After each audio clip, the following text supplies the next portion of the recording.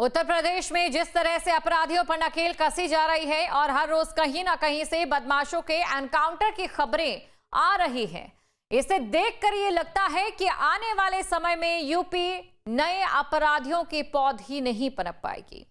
योगी राज में अभी तक कुल 15,000 से अधिक मुठभेड़ हो चुकी है, जिसमें 250 से अधिक बदमाश मारे जा चुके हैं। 2023 के एनसीआरबी के आंकड़े भी बताते हैं कि यूपी में अपराध की दर कम हो रही है और ये सब कुछ हो रहा है सूबे के मुखिया योगी आदित्यनाथ की दृढ़ इच्छा शक्ति से, जो अक्सर कहते हैं कि अपराधी यूपी को छोड़कर कहीं और चले जाए वरना उन्हें जहन्नुम पहुंचा दिया जाएगा। देखे खास पेशकश यूपी में अपराध पर नकेल। यूपी में अब कंट्रोल में अपराध। 2017 से अब तक कुल 15,696 मुठभेड़, 31,908 बदमाश गिरफ्तार, 255 अपराधी ढेर।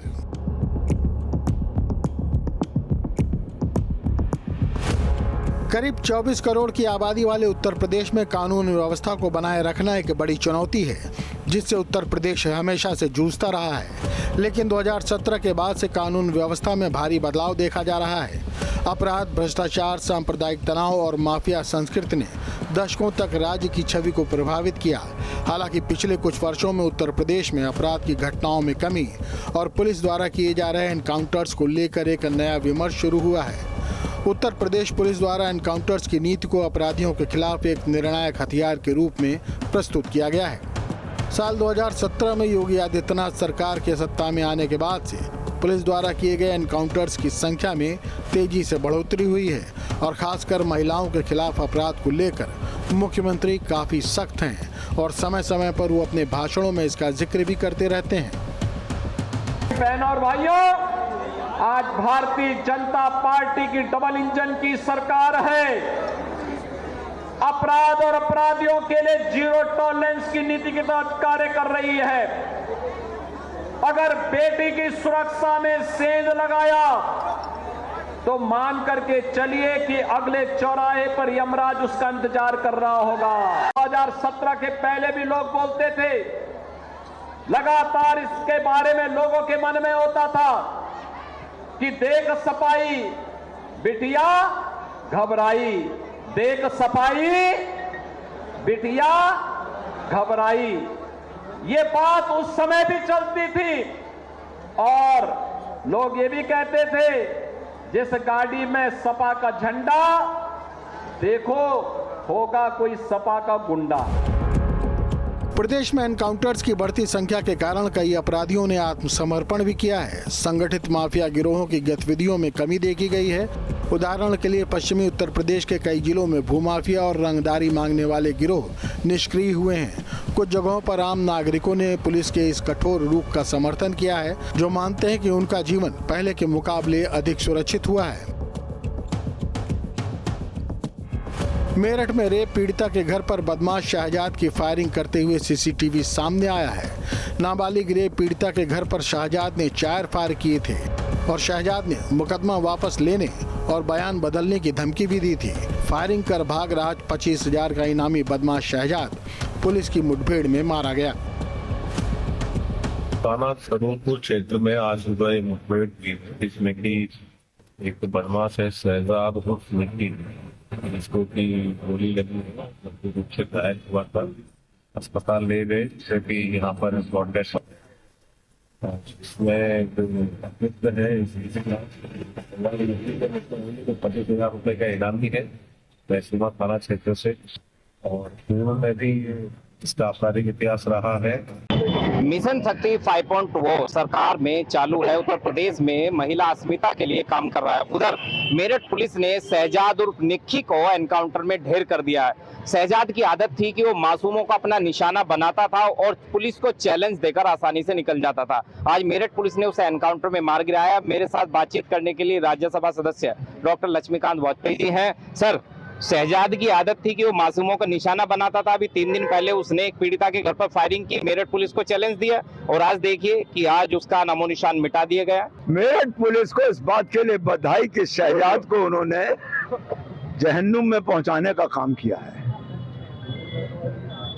लेकिन मेरा एक बात ये भी कहना था, ये टांग में गोली क्यों मार रहे हैं? इन घोषित अपराधियों की गोली छाती पे क्यों नहीं लगती और उससे गोली मार के मैसेज क्यों नहीं दिया जाता अपराधियों के लिए? और सामान्य जनमानस को हम सुरक्षा दे रहे हैं इस बात का।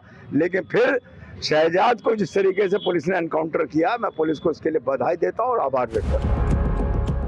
वहीं झांसी के थाना सीपरी बाजार क्षेत्र में पुलिस और बदमाशों के बीच मुठभेड़ हुई, जिसमें ई रिक्शा ड्राइवर से लूट की वारदात को अंजाम देने वाले 2 बदमाशों को पुलिस ने कुछ ही घंटों में गिरफ्तार कर लिया। मुठभेड़ के दौरान एक बदमाश के पैर में गोली लगी, जबकि दूसरा साथी भी मौके से दबोचा गया। पुलिस ने दोनों के कब्जे से लूटे गए ई रिक्शा, मोबाइल, नकदी और अवैध हथियार बरामद किए हैं।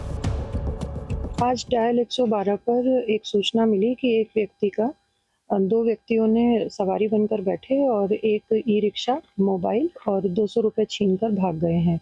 इस सूचना पर तत्काल सीपरी बाजार पुलिस सतर्कता बरतते हुए घेराबंदी की और धरपकड़ अभियान शुरू किया। उसी दौरान सुदामापुरी के आगे जंगल की ओर ई रिक्शा छोड़कर वो संबंधित व्यक्ति भागने लगे। जब उनको रोकने का प्रयास किया गया तो वो नहीं रुके और उन्होंने पुलिस पर फायरिंग कर दी। पुलिस ने जवाबी आत्मरक्षार्थ फायरिंग की, जिसमें विजय नाम के एक व्यक्ति के पैर में गोली लगी तथा करण नाम का एक व्यक्ति, उसका सहयोगी, मौके से गिरफ्तार हुआ। राजधानी लखनऊ में कैब चालक योगेश पाल की हत्या कर लूट करने वाले 1 लाख के इनामी गुरसेवक पुलिस की मुठभेड़ में ढेर हो गया। गुरसेवक ने अपने साथियों के साथ मिलकर 2 कैब चालकों की हत्या की थी। आगरा एक्सप्रेसवे के 0 पॉइंट पर हुई मुठभेड़ में जवाबी फायरिंग में गुरसेवक मारा गया। गौ तस्करों के खिलाफ भी यूपी पुलिस एक्शन में रहती है। सोनभद्र में पुलिस ने गौ तस्करों के खिलाफ 24 घंटे के भीतर 2 अलग-अलग थाना क्षेत्रों में ताबड़तोड़ कार्रवाई की। पुलिस ने एक बार फिर अंतर्राज्यीय पशु तस्करी गिरोह पर शिकंजा कसा। थाना कोंड पुलिस ने मुठभेड़ के बाद 5 गौ तस्करों को गिरफ्तार किया, जबकि एक तस्कर गोली लगने से घायल हुआ। मौके से 22 गोवंश, 1 तमंचा, जिंदा कारतूस और मोटरसाइकिल बरामद की गई है। साथ ही थाना पन्नूगंज पुलिस ने 25,000 के इनामी गौ तस्कर संजय राम उर्फ संजय दीवाना को मुठभेड़ में गिरफ्तार किया है। संजय राम पर कई गंभीर आरोप है, जिनमें गौहत्या, गिरोहबंदी और अन्य अपराध शामिल हैं।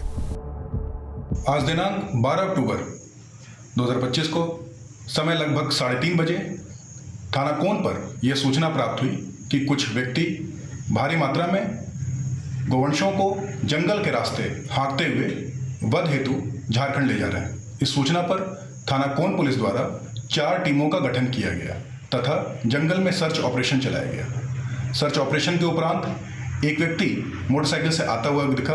पुलिस को देखते ही उसने अपनी गाड़ी स्पीड करने की कोशिश की, जिससे वो अनियंत्रित होकर गिर गया तथा उसने पुलिस पर फायरिंग झोंक दी। पुलिस द्वारा आत्मरक्षार्थ फायरिंग की गई, जिससे उस व्यक्ति के पैर में गोली लगी तथा वह घायल हो गया।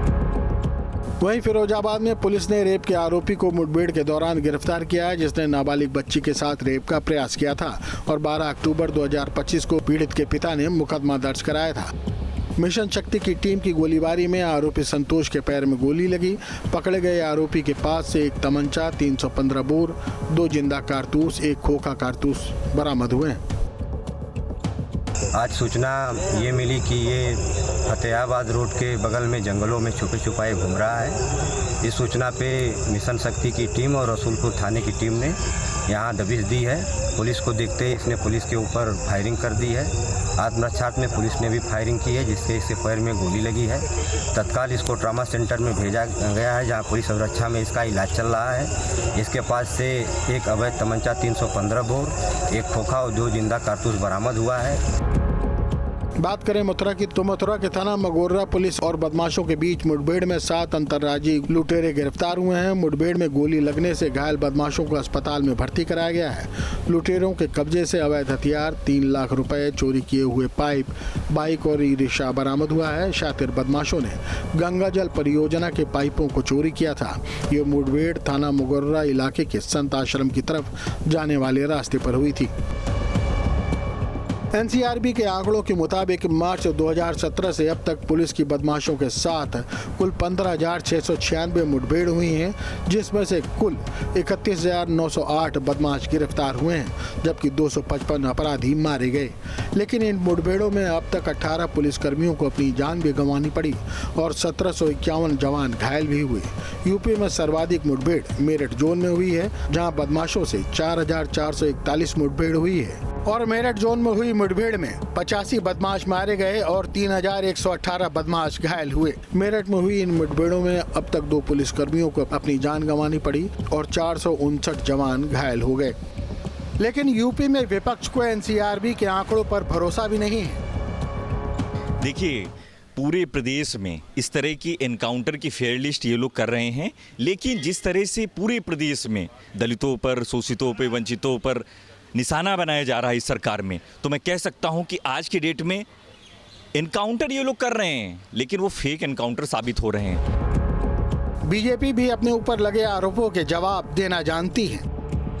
देखिए, विपक्ष को तो हमेशा पीड़ा होती है। जब भी एनकाउंटर होता है तो चोट अपराधियों को आती है, दर्द समाजवादी पार्टी के नेताओं को होता है। ये विशेष नाता है उनका कि चोट तुझे आए और दर्द इन्हें होता है। भाई भाई में अक्सर ये होता है। लेकिन एनकाउंटर उन सभी दुस्साहसियों पर होगा जो पुलिस पर गोली चलाने का दुस्साहस करेंगे। अगर पुलिस पर गोली चलाएंगे तो पुलिस आरती की थाली नहीं लेगी, पुष्प वर्षा नहीं करेगी, सठे साठे समाचरित करेगी और जो अपराधी अपराध करने की चेष्टा कर रहा है उसके साथ पूरी कठोरता होगी। गाजियाबाद में भी मिशन शक्ति अभियान के अंतर्गत थाना इंदिरापुरम क्षेत्र में हुई स्नैचिंग और लूट की घटनाओं के अनावरण और अपराध की रोकथाम के लिए उच्चाधिकारियों के निर्देश पर रविवार की शाम कनावनी पुलिस कांवड़ मार्ग पर चेकिंग हुई। इसके दौरान बदमाशों से मुठभेड़ हुई। इनके द्वारा उपस्थित पुलिस टीम पर जान से मारने की नीयत से इनमें से एक बदमाश के द्वारा फायरिंग कर दी गई, जिसके क्रम में उपस्थित पुलिस टीम के द्वारा भी आत्मरक्षा जवाबी फायरिंग की गई, जिसके क्रम में एक बदमाश के दोनों पैरों में गोली लगी है तथा दूसरे बदमाश को पुलिस टीम के द्वारा साहस का परिचय देते हुए मौके से ही गिरफ्तार कर लिया गया है।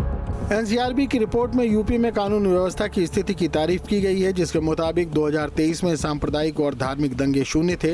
यूपी में अपराध दर राष्ट्रीय औसत से 25% कम है। देश की कुल अपराध दर 448.3 है, जबकि यूपी में 335.3 है। बलवा के मामले देश में 39,260 हैं, जबकि यूपी में सिर्फ 3,160।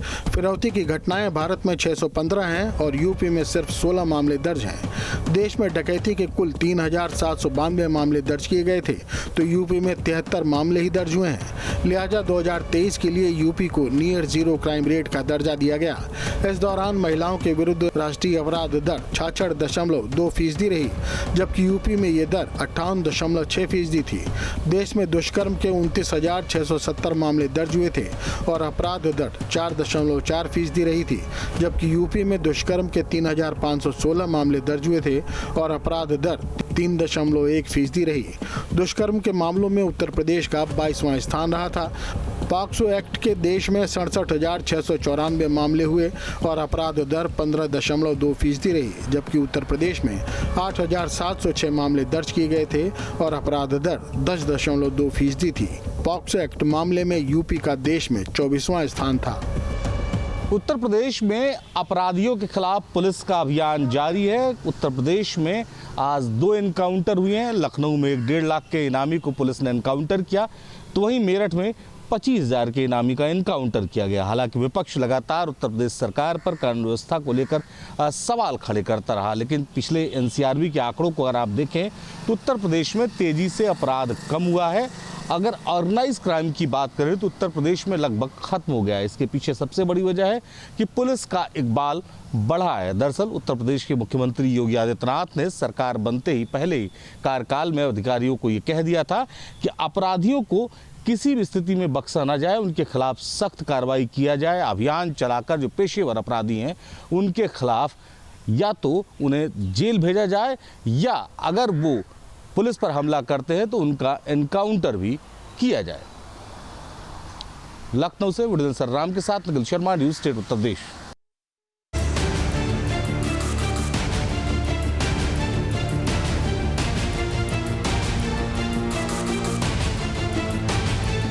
जहाँ भक्ति है हर शब्द में, कथाओं में छुपे हैं दिव्य रहस्य और ज्योतिष देता है जीवन को दिशा। धर्म से जुड़ी हर बातों को जानने के लिए हमारे चैनल प्रस्तुति को सब्सक्राइब करें।